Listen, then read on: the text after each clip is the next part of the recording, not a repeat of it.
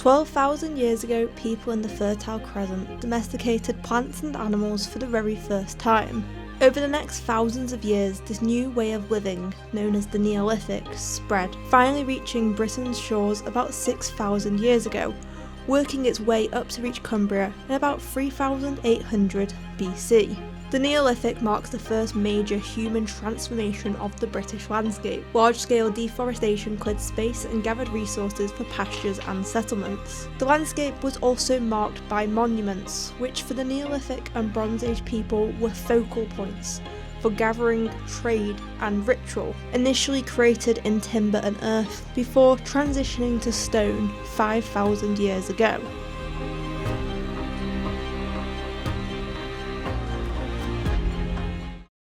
So it is currently dawn. Yeah, it's just been dawn.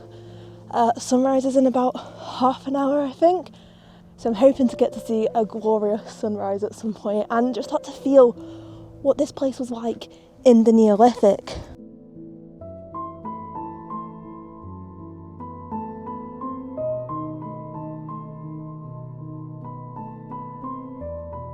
This is Castlerigg Stone Circle.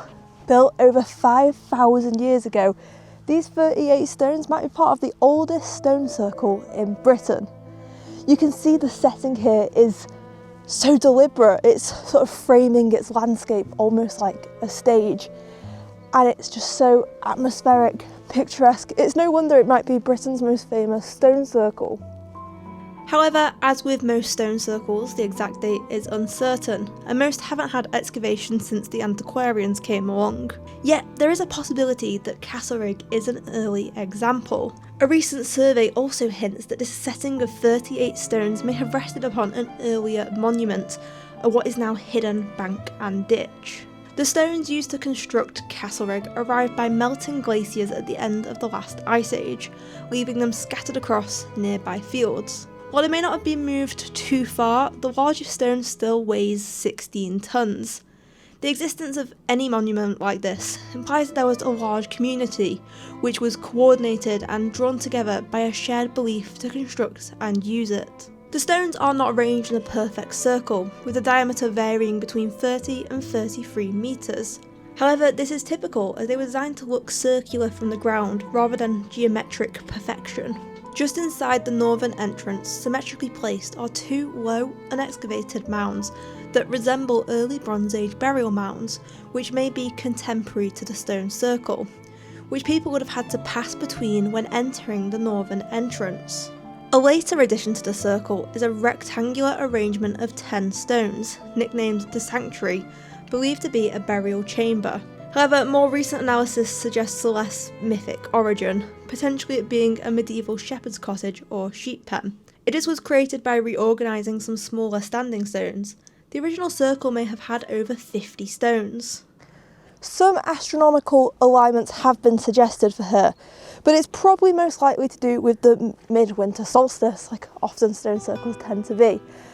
It's not quite midwinter, it's not quite a solstice, but we are watching the sunrise here. And it's just, you can see the colours changing and sort of getting a glimpse of what it might have been like in the Neolithic or Bronze Age. The exact astronomical alignments are uncertain.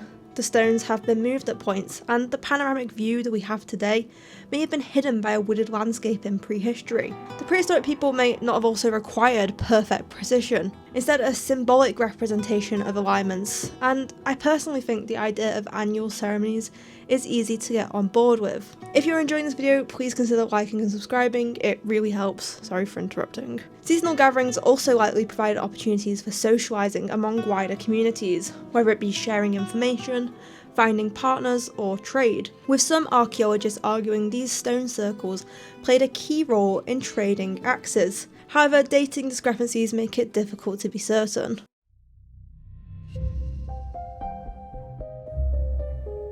These mountains powered Neolithic Britain. Stone axes made from a stone from all the way up there have been found miles away across the entire country.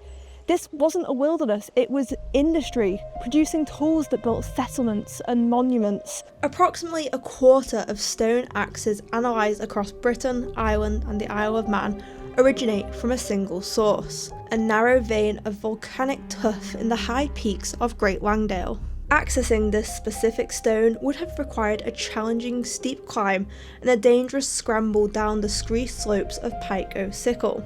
Even today, rough cuts, rejects and debris from this Langdale Axe Factory industry are visible across the slopes. More accessible sources of similar rock did exist, but were evidently ignored. This suggested the difficulty of the climb, the elevation, and the green colouring were essential for these axes, likely adding to their spiritual status and value. While these axes were incredibly strong and practical, many show no wear and were found in wet contexts as offerings. The axe was a physical representation of belief, movement and ceremony, and it is the same idea of connectivity and deliberate stone use that leads us to our next site.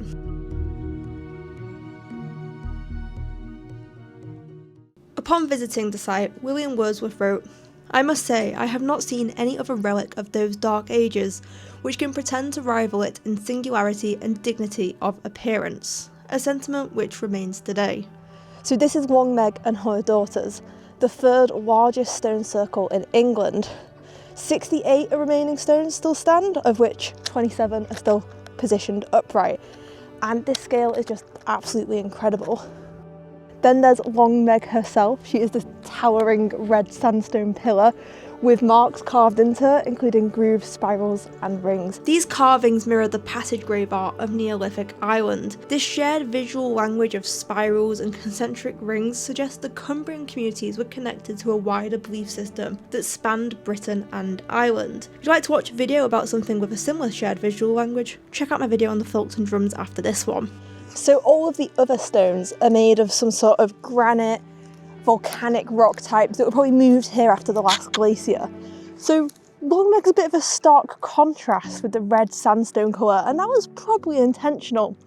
I think we see something kind of similar at Stonehenge, where you've got the blue stones, the altar stone from Scotland, and then the more local sarsen stones. These are probably local, but still incredibly impressive to arrange them all around here. Like with many similar sites, the dating has notoriously been difficult. However, a community excavation in 2015 recovered hazel charcoal from one of the stone holes. Radiocarbon dating placed it between 3340 and 3100 BC, to one of the earliest dates for a stone circle in Britain. So there are a lot of legends about this place. One of the most famous is that the circle was a coven of witches who were turned to stone, and this monument is part of a wider complex. Ritual landscape, which are areas with concentrated monumental, ceremonial and funerary sites, first emerged in the Neolithic and continued developing into the Bronze Age. One of the most famous examples that I can think of is the Avebury landscape. Long Meg finds herself in a vast, rich ritual landscape, which arguably spreads throughout Cumbria. Recent evidence has emerged of a potential Cursus monument to the west, which are massive, enigmatic earthworks that likely served as a processional walkway, guiding the movement of people through the landscape towards the circle. If we head 10 kilometres to the southwest, we stumble upon further monuments that provide a very different experience.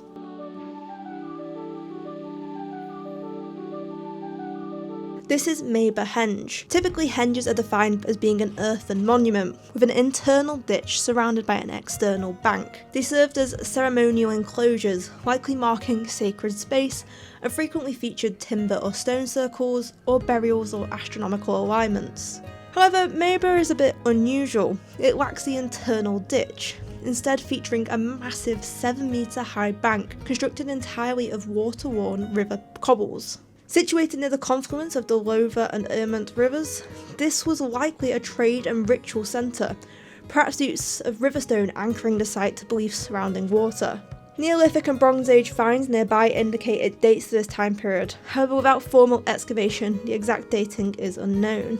Two other henges are nearby, King Arthur's Round Table and the smaller, lesser-known Little Round Table. This reminds me of Farnborough and points to a landscape for large communities using the monuments for various activities. So this is the entrance, and there would have been 8 stones at the henge in total, I think 4 in the middle where 1 still stands, and 4 nearby the entrance.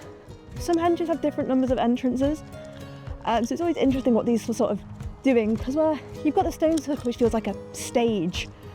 Here you're quite enclosed when you get in, so let's head inside. So this is Mayburgh Henge and it feels completely different. Whereas before at Long Meg, we had sweeping views of the landscape. Here, we're sort of enclosed by the banks. And it's a really different vibe to it. So this henge was a part of 3. The other 2 are in a bit less poor condition. And yeah, it's sort of like what we've got at Thornborough Henge, where you've got 3 sort of in a line. If you think these banks aren't the height they used to be, they would have been really, really high. And we're not sure exactly what henges did, but there was something ceremonial about them, people coming and gathering, but controlling visibility, maybe sort of framing the night sky. But yeah, there are completely different sort of vibes to them and really, really interesting. So this is the one remaining standing stone. There would have been 4, we're right in the centre here. And there would have been 4 more by the entrance, which is just over there where we walked through. And I always find it interesting how some henges have the stone circles, like at Avery's the most famous example with the stones going all the way around. But here you've got a few in the middle, and it's still really atmospheric even though the M6 is literally just over there. And I think we're starting to get a glimpse of what a sacred place the Lake District was in the Neolithic times. It's almost like the henge, the bank, is mirroring the mountain. Which is interesting. There's a spider on my glasses. Oh, just a little one. While the monuments have endured for almost 5,000 years, the evidence for the daily life of the people who built and used them is harder to discover.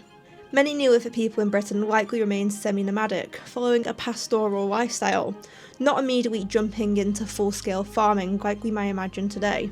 In this region there are very few Neolithic settlement sites known. However, in 2015 excavations at Stainton Quarry and Furness recovered remains that provide a unique insight into early Neolithic farming in the area. Archaeologists found pits and tree throws containing the largest assemblage of carinated bowl pottery in Cumbria. Lipid analysis identified dairy fats within some of the shards, which represent the first evidence that dairying was an important component of early Neolithic subsistence strategies in Cumbria. They also found charred grain and hazelnuts, suggesting a greater reliance on farm resources than previously thought. By the Middle Bronze Age, people started to build more permanent settlements, kept large numbers of sheep, and in some areas developed extensive fields for cultivating cereals. In the Late Bronze Age, this continued with settlements becoming bigger and the construction of defensive hill forts, wooden platforms and ringworks. However, evidence for metalworking and beaker pottery and burials is rare. Settlements in this time remain elusive. However, as we've seen, their ritual monuments are visible across the county. The Lake District wasn't remote, it was central to the Neolithic. What we call natural beauty is actually just a result of thousands of years of human choices. These sites have just scratched the surface on what prehistoric Cumbria has to offer. Comment sites I should visit on my next trip or other counties and time periods I should explore too in similar style videos. If you enjoyed this video and want more archaeology content, please like and subscribe, and thank you for exploring the distant past with me. There's always more to uncover, so I will see you in the next video.